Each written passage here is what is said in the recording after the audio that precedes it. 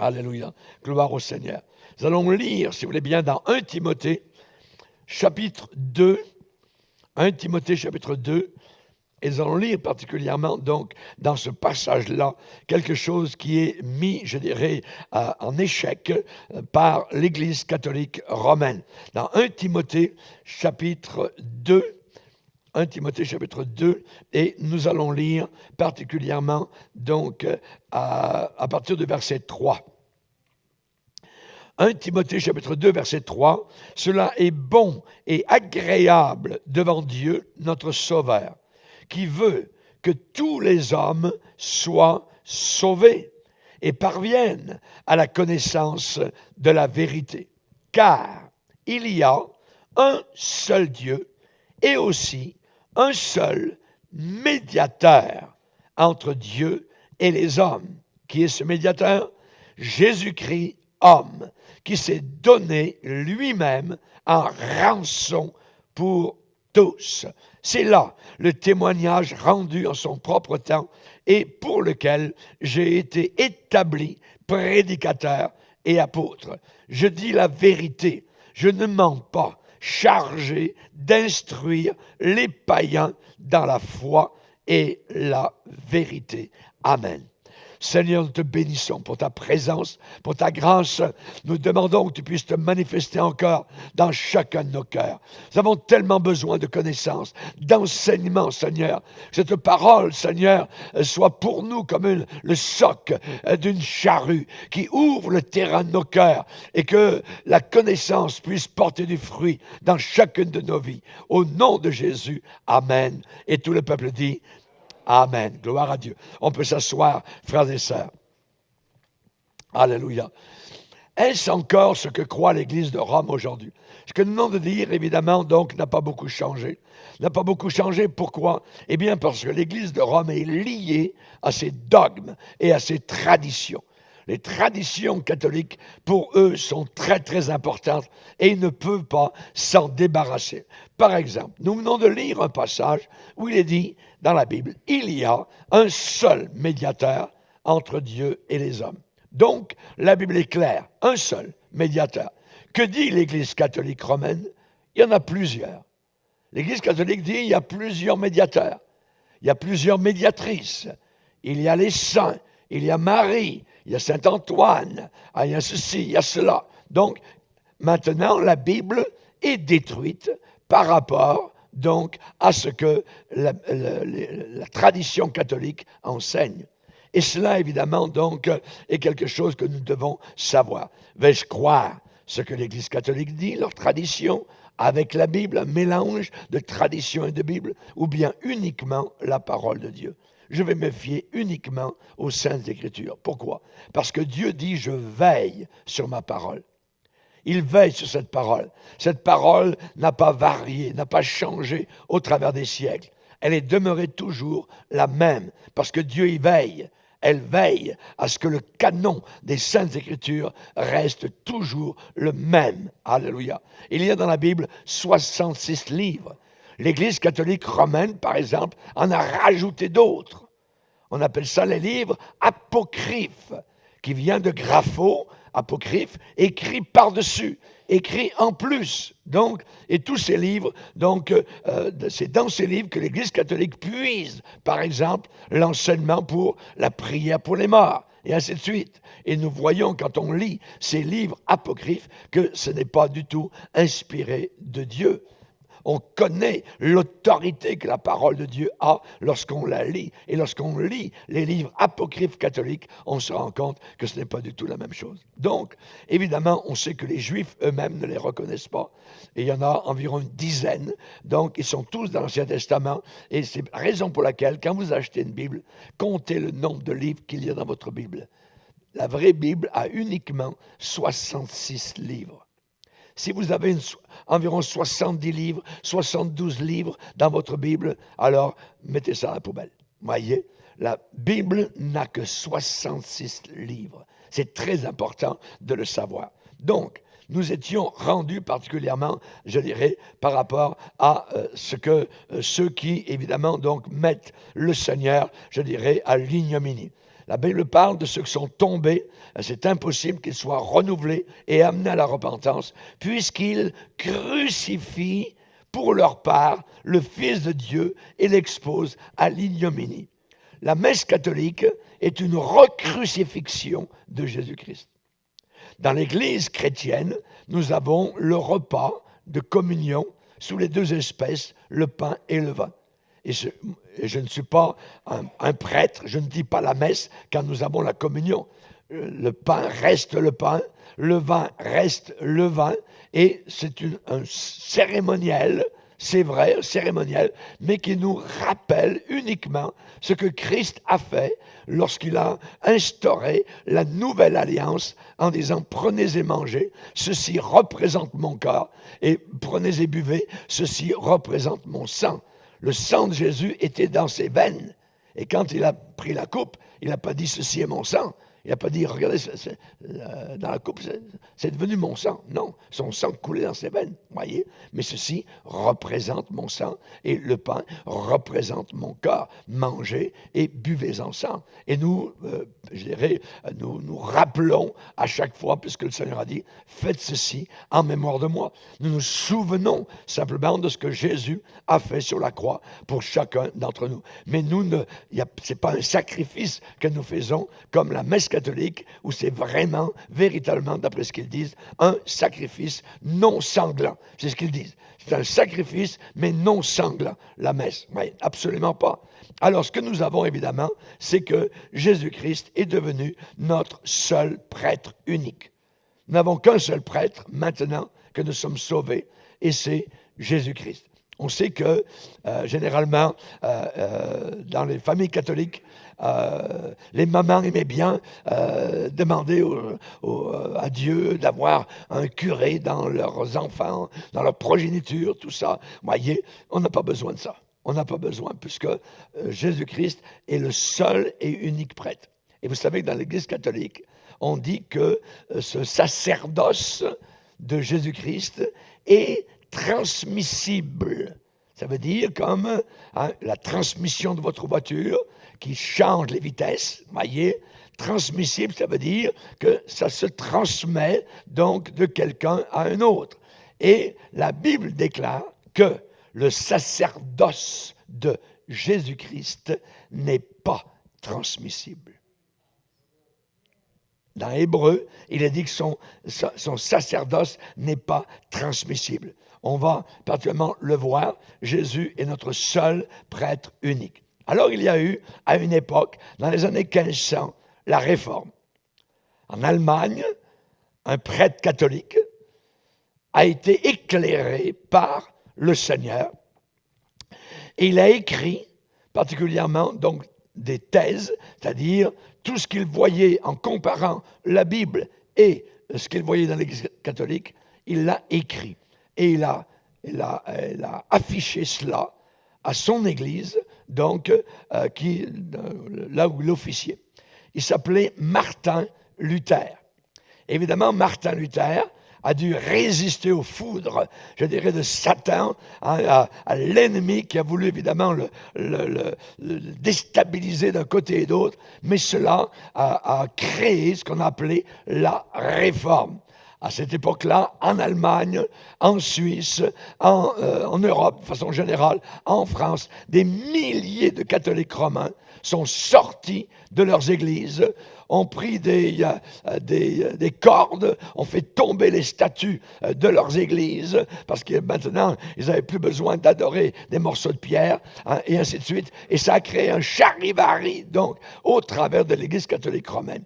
Et évidemment, ces gens avaient découvert la vérité. Maintenant, la Bible, soudain, était en train de monter à la surface. Elle était en train de libérer des milliers de personnes qui, quittant donc l'Église catholique romaine, étaient devenues pour la première fois des chrétiens véritables. On chante dans l'Église, encore ici, « Un chrétien, je croyais être. Un chrétien, je croyais être. Mais j'ignorais le bonheur que Jésus donne quand il lave tous nos péchés et qu'on a la certitude de notre salut. » Aucun catholique n'est certain de son salut. Aucun musulman, aucun bouddhiste, aucun hindou, toutes les religions de la terre n'offrent aucune certitude par rapport à leur éternité.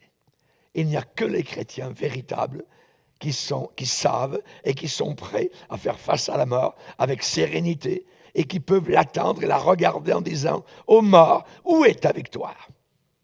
La victoire a été engloutie. Christ est ressuscité des morts. Il est les prémices, amen, de ce qui va nous arriver à chacun d'entre nous. Que Dieu soit béni. C'est une espérance vivante dans chacun de nos cœurs. Il y a eu le 500e, je dirais, anniversaire de la Réforme, en 2017 particulièrement. Et je dirais, ce qui est arrivé, ce qui est un peu horrible, c'est que nous avons vu, au travers du mouvement écuménique, eh bien, des vrais chrétiens célébrer la Réforme avec des catholiques. Alors que des catholiques n'ont pas changé, eh bien, sont allés dans différents endroits en Europe pour célébrer la Réforme avec des gens qui prient Marie, qui prient les morts, qui croient au purgatoire, et ainsi de suite. Si Luther avait su cela, il serait retourné dans sa tombe, véritablement, de voir où la Réforme, évidemment, était arrivée. Cet homme, Martin Luther, avait vu clair. Aujourd'hui, nous sommes dans un temps, je dirais, de brouillage des cartes, où l'ennemi, sachant que nous sommes parvenus à la fin des temps, essaie évidemment donc de faire en sorte que l'on peut mélanger de l'eau avec de l'huile, que l'on peut mettre 2 semences dans un même champ. Impossible. La Bible dit, tu n'ensemenceras jamais ton champ de 2 semences. On ne peut pas, je dirais, frayer avec le catholicisme. C'est les catholiques à venir à la connaissance du salut, à s'abandonner au Seigneur. Mais d'aller vers eux et de leur dire, nous sommes frères, c'est impossible. Ce n'est pas des frères. Ils ne sont pas sauvés. Ils ne connaissent pas la nouvelle naissance. Voyez. Et eux, ils ont encore le chapelet, ils ont encore ceci, le rosaire, ils ont encore la prière pour, je dirais, les saints et les morts, et ainsi de suite. Alors que la Bible condamne au plus haut point de parler à un mort. Et c'est l'Église catholique qui enseigne à parler aux morts, à prier les morts, à demander des choses à des gens qui sont décédés. On tombe dans l'occultisme directement à partir de cette religion. Donc c'est quelque chose de très dangereux. La Réforme, je vais vous donner un document officiel, qui est officialisé, c'est une proclamation municipale à l'époque, donc, dans les années 1500, où la Réforme donc, faisait un grand éclat en Europe, et particulièrement donc dans la ville de Mulhouse. Dans la ville de Mulhouse, en France, qui est sur le bord de la frontière allemande, l'Évangile, donc, là aussi, faisait un grand travail. Et nous avons retrouvé un document très intéressant qui a été trouvé dans les archives de la ville de Mulhouse. Et je vais vous en donner, donc, le contenu. Nous, bourgmestres et conseils de la ville de Mulhouse, c'est en 1523, donc, à l'époque. Nous, bourgmestres et conseils de la ville de Mulhouse, faisons savoir à tous et chacun, tant ecclésiastiques que laïques, que le chrétien est lié à la parole de Dieu. Imaginez, c'est la mairie qui dit ça aux gens de la ville de Mulhouse.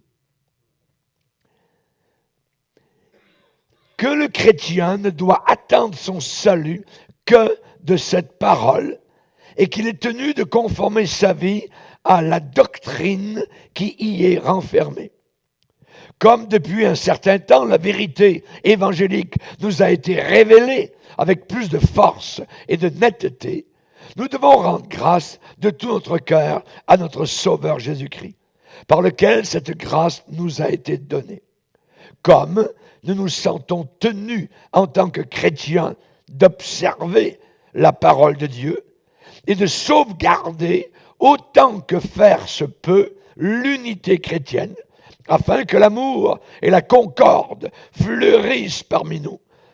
Nous avons, après mûre délibération, décidé unanimement, tout le conseil de ville de Mulhouse, imaginez, nous avons décidé unanimement et voulons que nos prêtres éclairent, n'enseignent et n'annoncent que le Saint-Évangile et la doctrine de Christ, ou tout ce qui est contenu dans l'Ancien et le Nouveau Testament, et qu'ils s'écartent et se détournent des enseignements et des discussions qui ne sont pas conformes à la Sainte Écriture. Et qu'ainsi, les fruits de la parole divine croissent plus richement et dans toute leur diversité. Que chacun se conforme à ses prescriptions. Fait et donné sous notre sceau le mercredi après jour de la Saint-Jacques de l'an 1523. Le Conseil de ville de Mulhouse dit et commande aux prêtres catholiques de n'enseigner rien d'autre que la Bible. Imaginez.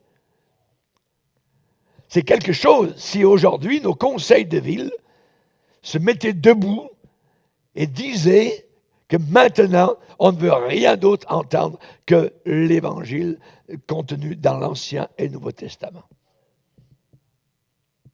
Proclamation municipale. C'est pour vous dire ce que l'Évangile est capable de faire lorsque quelqu'un comme Martin Luther, donc, découvre la vérité.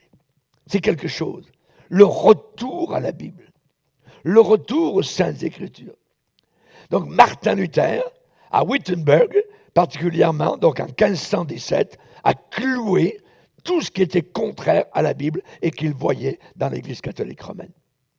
Il a été emmené devant un conseil européen, imaginez, où il y avait Charles Quint, où le pape de Rome était venu, et là on lui a posé des questions sur sa nouvelle doctrine basée uniquement sur la Bible, et on lui a demandé de se rétracter.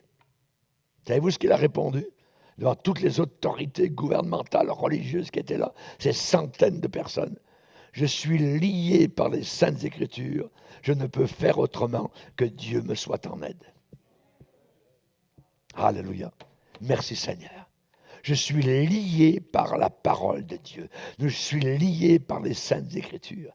Ce sont les Saintes Écritures, amen, qui nous commandent. Alors, et non pas, je dirais, l'Église catholique romaine avec toutes leurs messes, avec leurs rituels, avec ce qu'ils ont inventé au travers des siècles.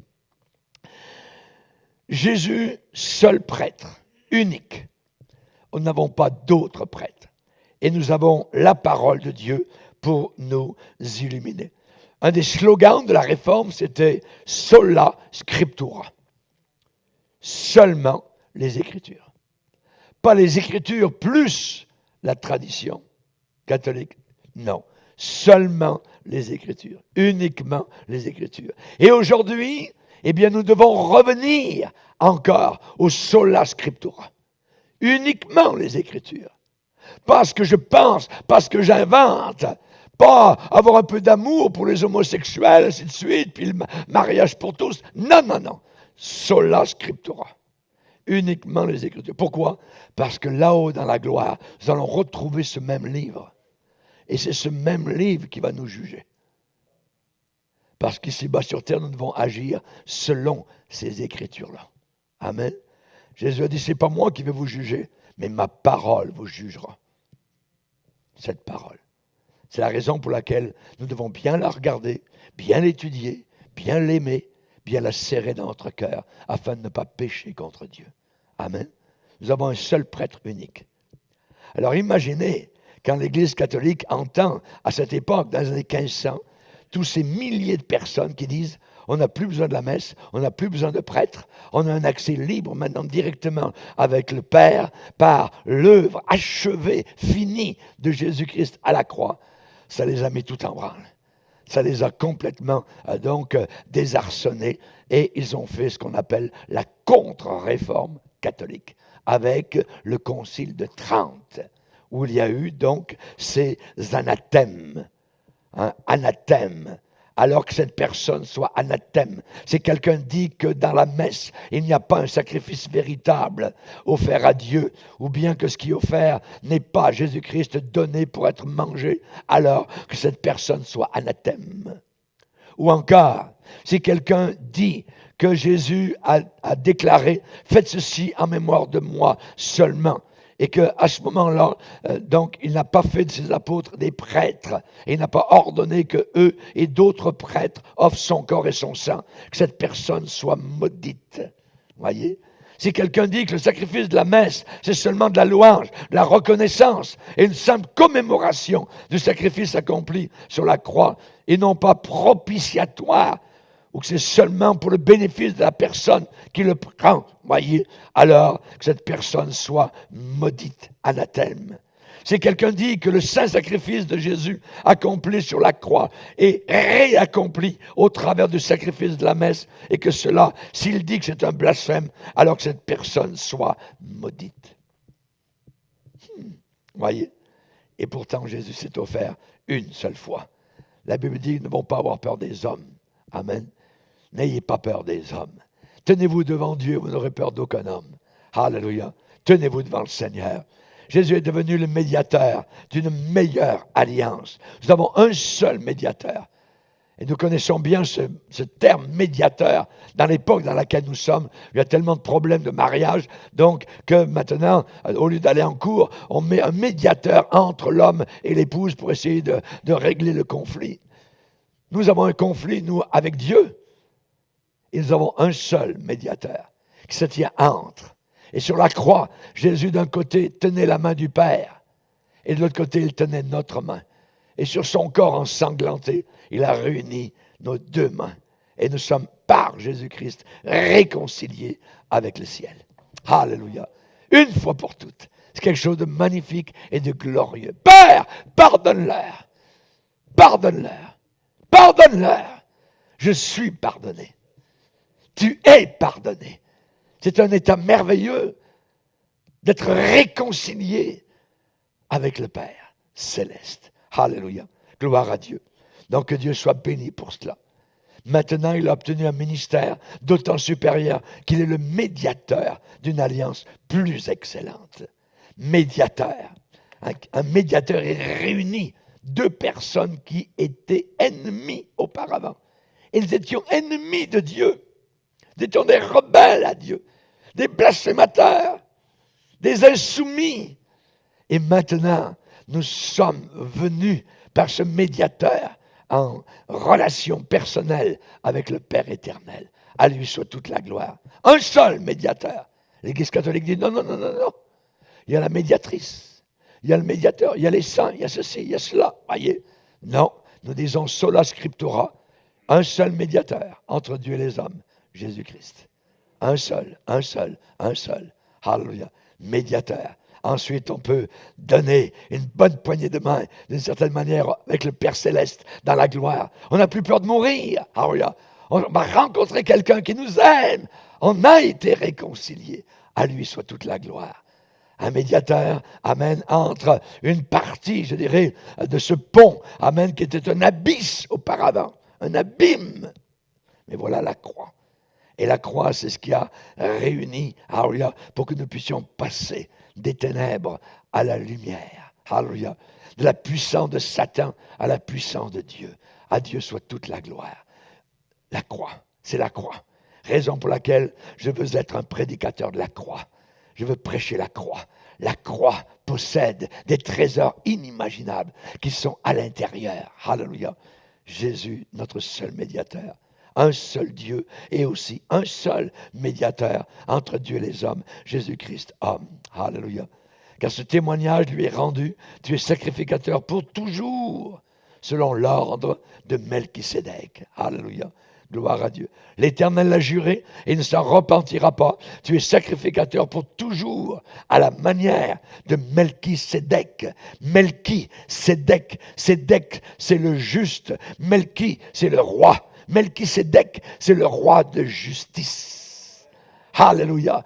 Jésus-Christ, roi de justice, pour toujours. Il est notre prêtre. Je n'ai pas besoin d'un curé, je n'ai pas besoin d'un pape, d'une soupape, d'un évêque. Non, j'ai un seul sacrificateur pour toujours, mon sauveur Jésus-Christ. Alléluia, gloire à Dieu. Et regardez le fameux verset, Hébreux 7, 24. Mais lui, Jésus, parce qu'il demeure éternellement, possède un sacerdoce qui n'est pas transmissible.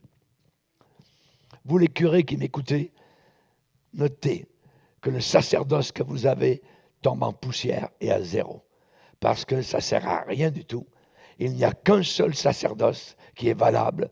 Et ce sacerdoce n'est pas transmissible. Et c'est Jésus-Christ qui le possède. Il est le seul prêtre, seul sacrificateur dont nous avons besoin. Son seul et unique sacrifice à la croix a suffi à balayer tous nos péchés. Merci Seigneur. Pas transmissible. Pas transmissible. Jésus n'a pas transmis à personne ce qui lui appartient en propre. Il est le seul qui est mort sur la croix du calvaire. Alléluia. Merci Seigneur. Et regardez l'Église catholique, transmissible, tous les curés, tous les papes, ainsi de suite, ils se transmettent ceci. Voyez, c'est une politique, c'est de la politique, ce n'est pas évidemment donc du christianisme.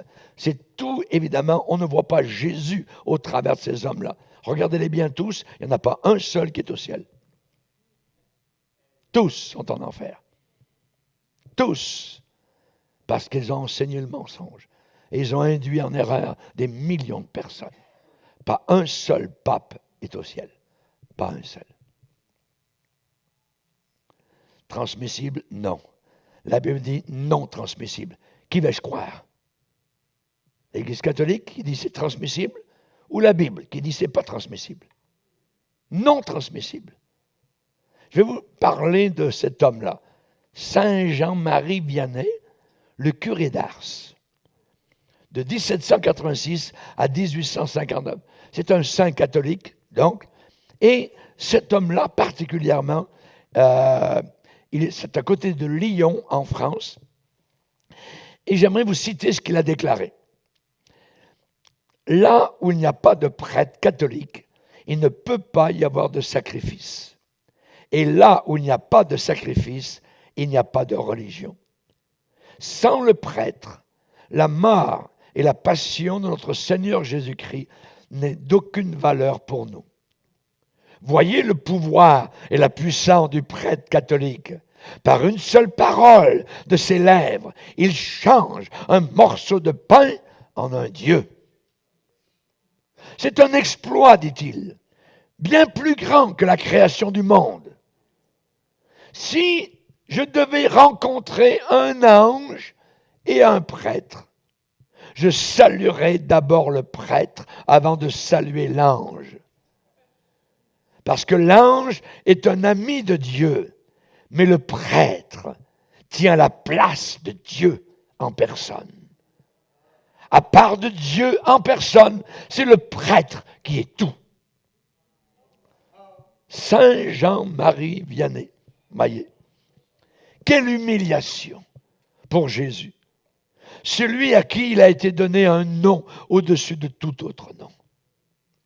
L'ignorance amène l'irrévérence. L'ignorance amène l'outrage.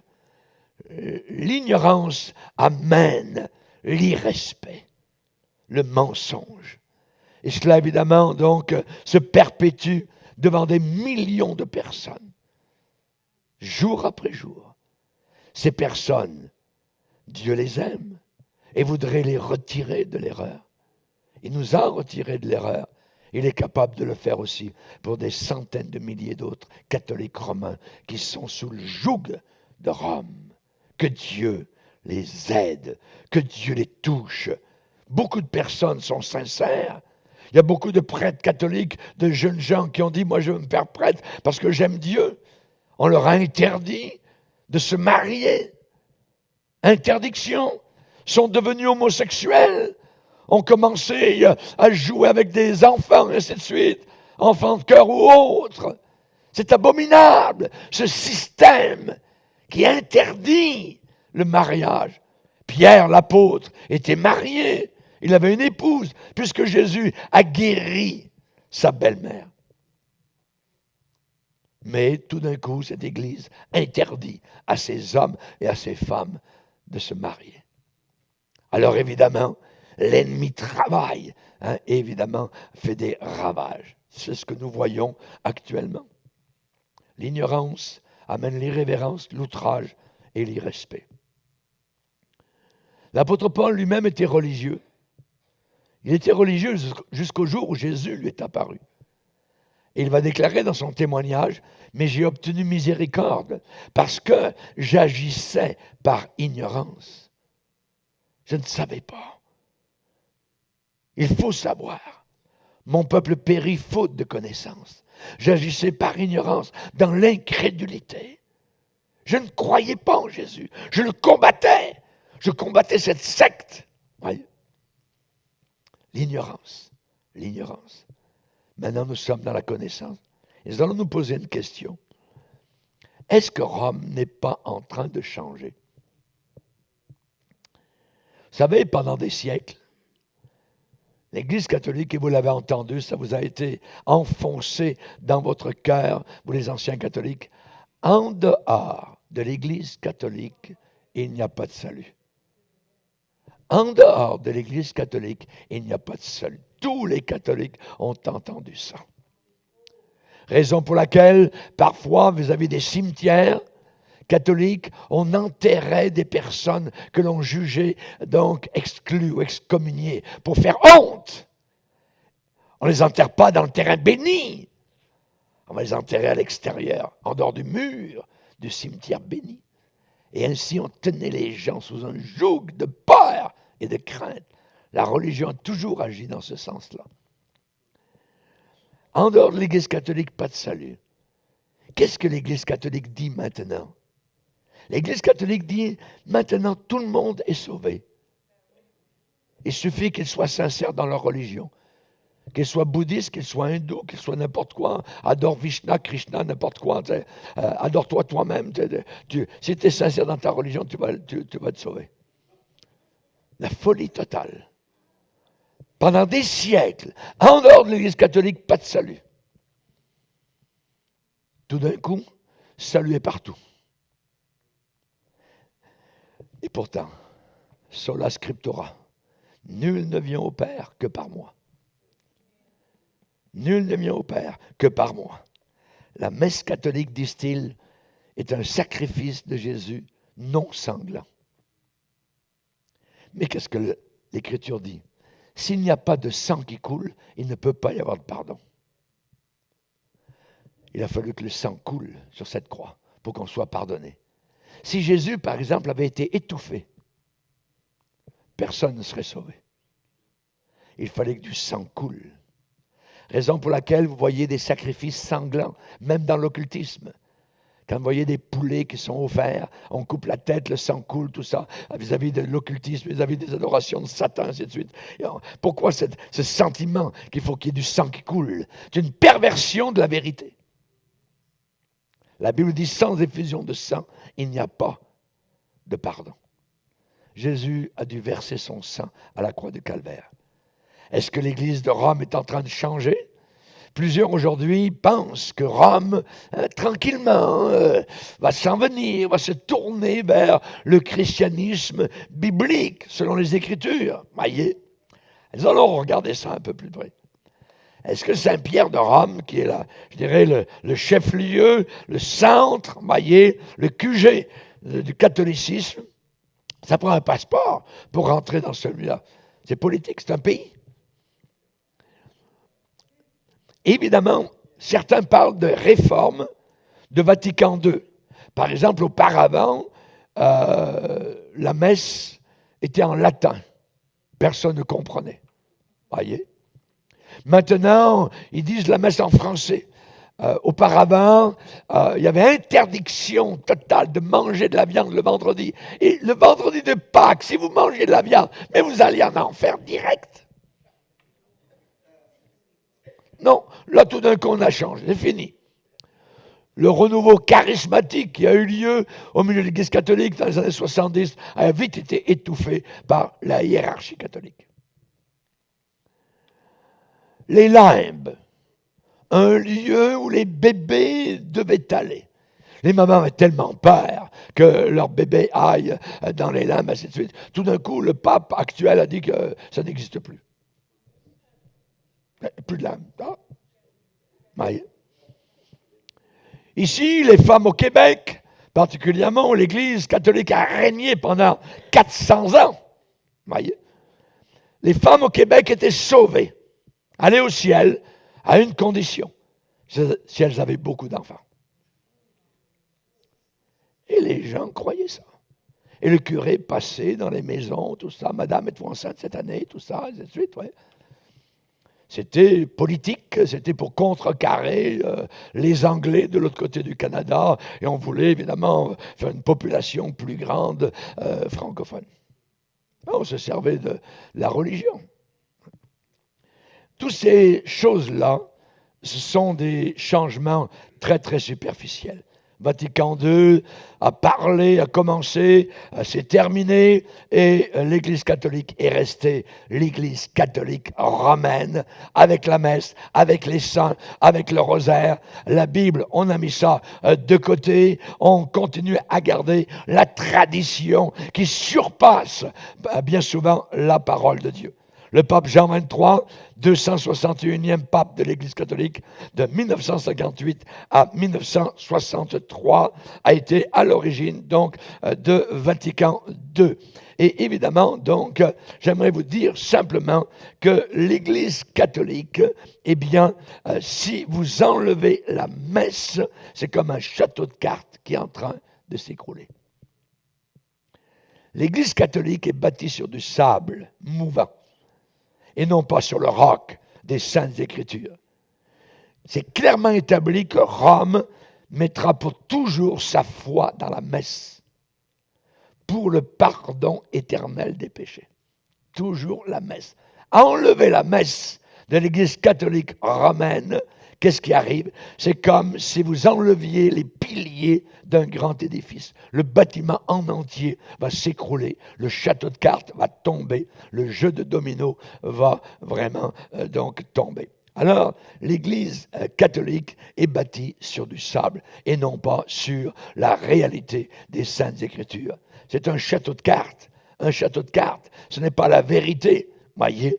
Et je pense évidemment donc que l'Église catholique romaine va continuer son chemin au travers de la grande tribulation en étant appelée la grande prostituée.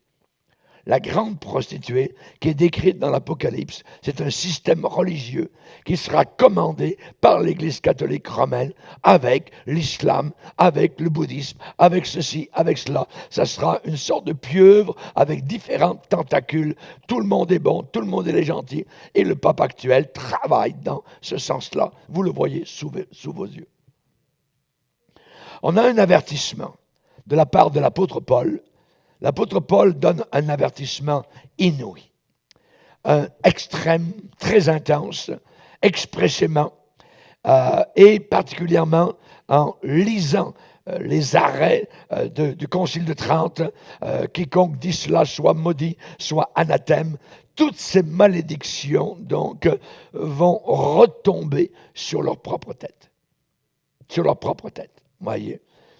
L'apôtre Paul a dit, mais quand nous-mêmes, nous les vrais apôtres, quand un ange du ciel annoncerait un autre évangile, c'est-à-dire un évangile différent que celui que nous vous avons prêché, qu'il soit anathème. Qu'il soit anathème. Quand nous-mêmes, donc solennellement, l'apôtre Paul avertit, de ne pas prêter l'oreille, ne pas écouter un ange du ciel. S'il annonce, s'il prêche une doctrine différente. Par exemple, un pasteur a une visite d'un ange. J'ai lu son livre. Et au travers du livre, bon, ça semble correct. Tout d'un coup, il parle d'une vision qu'il a eue. Et c'est un ange qui lui apparaît en pleine nuit, tout ça. Même son chien n'a rien dit, était au pied du lit, tout ça, n'a pas aboyé. Et l'ange lui a parlé. Il lui a dit beaucoup de choses. Et une de ces choses, il lui a dit, contrairement à ce que tu as cru depuis des années, de l'autre côté, les hommes peuvent avoir une autre chance. Et quand j'ai lu ça, j'ai dit, regarde-moi ça. Ça correspond à ça. Quand un ange du ciel annoncerait un autre évangile, un évangile différent, alors que la Bible dit qu'il est réservé aux hommes de mourir une seule fois. Après quoi? Une autre chance? Non. Après quoi vient le jugement? Il n'y a pas d'autre chance. C'est sur la terre. Mais voilà que tout d'un coup, un ange apparaît à ce pasteur bricoleur, voyez, hein, et évidemment, qui lui dit, contrairement à ce que tu as cru dans le passé et ce que la Bible dit, eh bien, il y a une autre chance de l'autre côté. Arrière de moi, Satan! Quand un ange du ciel annoncerait un autre évangile que celui que nous vous avons prêché, qu'il soit maudit, qu'il soit anathème. Donc, l'apôtre Paul va même plus loin, il va parler d'un ange, mais il va dire même nous-mêmes. C'est nous, les vrais apôtres, les vrais prédicateurs authentiques. Si nous annoncions tout d'un coup un autre évangile, on change en cours de route, au cours du ministère, au cours des années. C'est très dangereux. Paul avertit donc de façon formelle et stricte les Galates de ne même plus l'écouter. Lui, le maître de la véritable doctrine, s'il faisait marche arrière, s'il revenait sur sa décision de suivre Jésus, s'il changeait ou renversait tout enseignement fondamental de l'Évangile, à ce moment-là, il serait maudit lui-même, quand nous-mêmes on changeait. Donc, c'est vraiment très important. Donc, combien plus nous devons rejeter les traditions épouvantables, scandaleuses, affligeantes de l'Église catholique romaine. Les pratiques d'un système religieux qui non seulement n'est pas biblique, mais enraciné dans le mysticisme. Enraciné dans le mysticisme. Prier pour les morts. Les bougies, la nuit, tout ça, invoquer les morts. Non. Voyez. Tout cela a à faire avec les démons. L'Église catholique marche dangereusement côte à côte avec l'occultisme et la franc-maçonnerie. Tous ceux qui sont à Rome en tête, les évêques, ainsi de suite, le pape, c'est tous des francs-maçons. La franc-maçonnerie internationale. L'Église catholique et l'occultisme. Tous ceux qui sont actuellement dans l'occultisme, vous savez ce qu'ils disent quand ils parlent?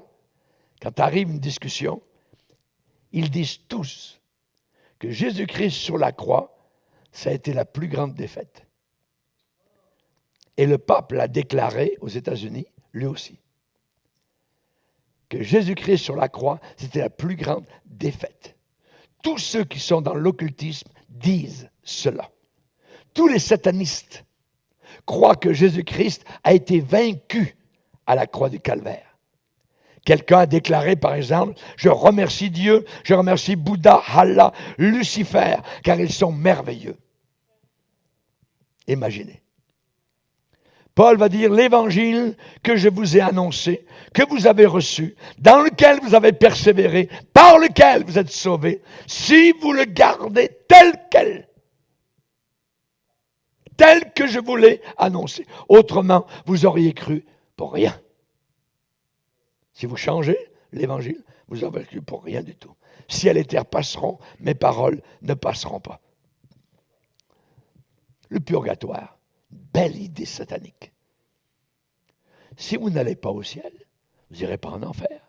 Vous allez aller dans un lieu médian, vous allez souffrir, ou un petit peu des flammes, tout ça, mais un jour vous sortirez, tout ça là.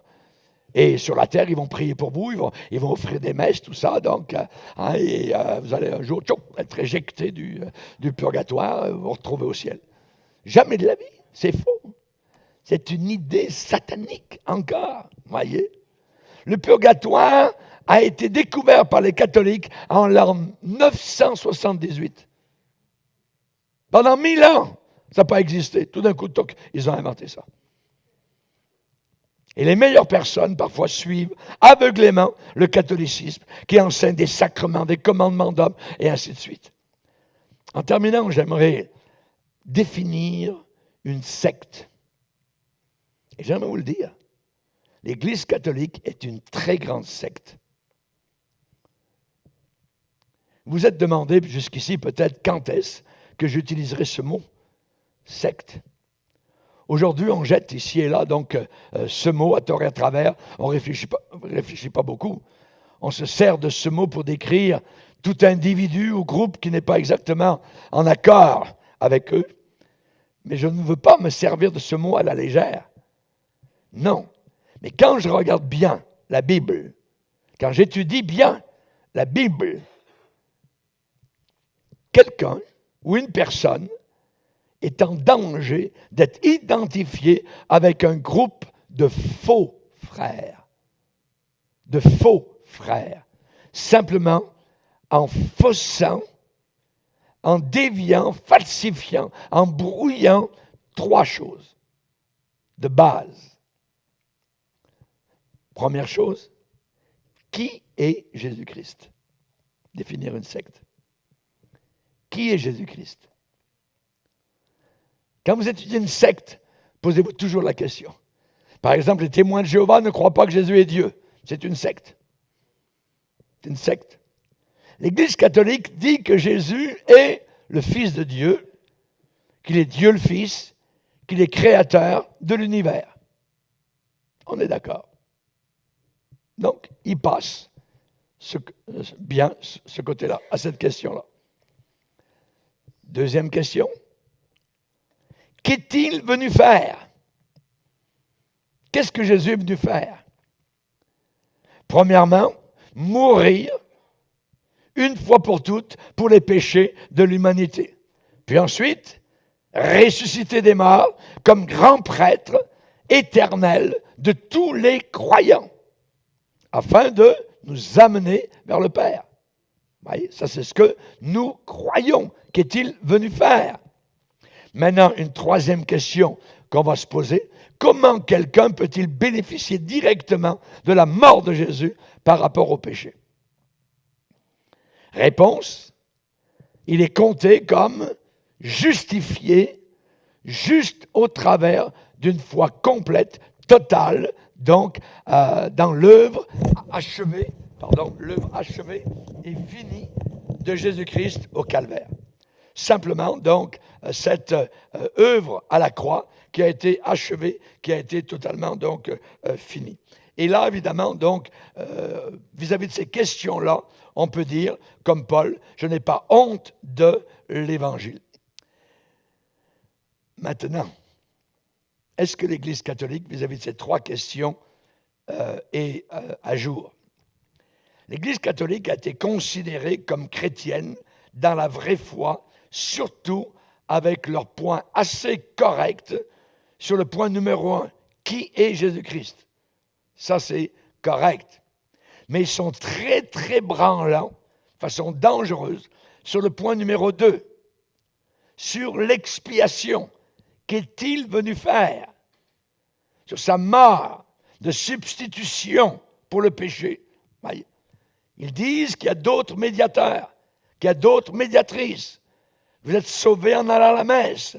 Vous êtes sauvés en obéissant à l'Église catholique, les sacrements, prier pour les morts, ainsi de suite. Là, ça ne marche plus. Donc là, on commence à douter. Ils sont sectaires. Et maintenant, le point numéro 3. Comment obtenir le salut dans l'Église catholique? Comment bénéficier directement de la mort de Jésus pour les péchés? Selon Rome, vous gagnez votre ciel. Vous-même, faites de bonnes œuvres. Combien, monsieur le curé? Faites de bonnes œuvres. La Bible dit, ce n'est pas par les œuvres que vous êtes sauvés. La Bible va plus loin, cela ne vient pas de vous. C'est le don de Dieu. afin que personne ne se glorifie. Éphésiens chapitre 2, verset 8. Ça ne vient pas de vous. C'est un cadeau. Quand quelqu'un vous offre un cadeau, ça ne vient pas de vous. On vous le donne, le cadeau. L'Église catholique dit, c'est toi. Il faut que tu gagnes ton ciel, des bonnes œuvres. Fais le bien, viens à la messe. Fais ta religion. Et peut-être, on ne sait pas. Alors comme tu n'es pas bon, vraiment, pour aller directement au ciel, tu vas aller au purgatoire. Et tu vas passer 3-4 000 ans au purgatoire, puis un beau jour, tu vas sortir de là.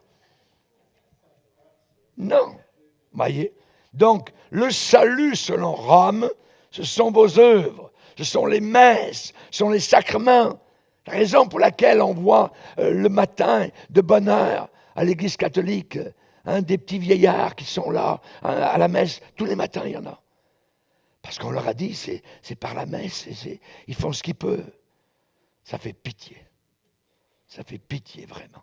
Voyez. Chers amis, j'aimerais vous dire que quand on connaît le salut, c'est quelque chose d'inimaginable. C'est quelque chose de merveilleux. Paul a dit, je n'ai pas honte de l'évangile. C'est une puissance de Dieu pour le salut de quiconque croit. Alléluia. La puissance de Dieu par l'évangile. Jésus a raconté une histoire d'un banquet qui avait été donné. Et il y a un monsieur qui est arrivé dans le banquet et il n'avait pas d'habit de noces. Et l'ordonnateur du repas dit, hé, mon ami, comment tu peux entrer ici sans habit de noces? L'habit de noces, c'est la justice de Christ que nous obtenons à la croix du Calvaire. Nous sommes justifiés par Jésus-Christ. Et ceux qui veulent entrer dans le ciel par leurs bonnes œuvres seront exclus, seront mis de côté. Vous allez prendre votre Bible et lire avec moi dans Galates. Dans Galates.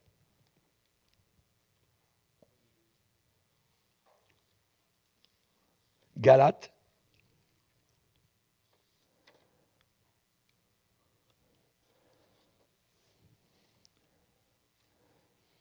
Au chapitre 2, verset 16. Néanmoins, sachant que ce n'est pas par les œuvres, les bonnes œuvres de la loi, que l'homme est justifié, mais par la foi en Jésus-Christ. Nous aussi, nous avons cru en Jésus, afin d'être justifiés par la foi en Jésus-Christ, et non par les œuvres de la loi. Pourquoi? Parce que nulle chair, personne, ne sera justifié par les œuvres de la loi. Amen. Nous allons lire un autre passage, dans Galates toujours,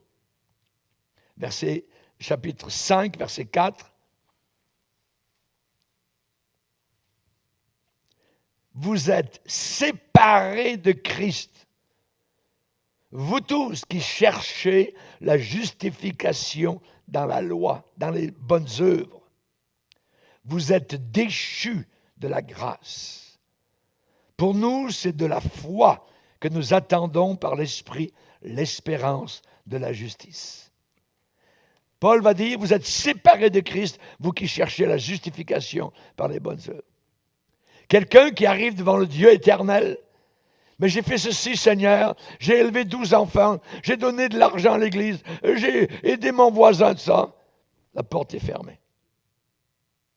Barré. Parce que ça veut dire, Jésus n'a pas eu besoin de venir mourir à la croix. Je peux me sauver parce que mes bonnes œuvres sont assez bonnes pour me faire entrer dans le ciel. Ça sont les religions de la terre. Personne ne sera justifié par ses œuvres. Il y a une seule œuvre qui nous justifie, c'est l'œuvre ensanglantée et unique, une fois pour toutes, à la croix du Calvaire. Pas besoin de prêtre, pas besoin de messe, pas besoin de cloche. Amen. Nous sommes sauvés par le sang unique de Jésus-Christ. À Dieu soit toute la gloire. Amen. Alléluia. Pas d'habit de noces. Cet homme, il a été enlevé. Il n'a pas pu même rester dans la salle des noces. C'est un exemple dans Matthieu chapitre 22. Il y en a qui ont la bouche fermée. Il dit que cet homme a eu la bouche fermée. C'est ce qu'il dit. Et dans Romains, au chapitre 3, cette expression revient encore. Bouche fermée. Nous savons que tout ce que dit la loi, elle le dit à ceux qui sont sous la loi, afin que toute bouche soit fermée et que tout le monde soit reconnu coupable devant Dieu. Nous sommes tous coupables devant Dieu. Et si quelqu'un quitte la terre dans cette condition-là, alors il descend.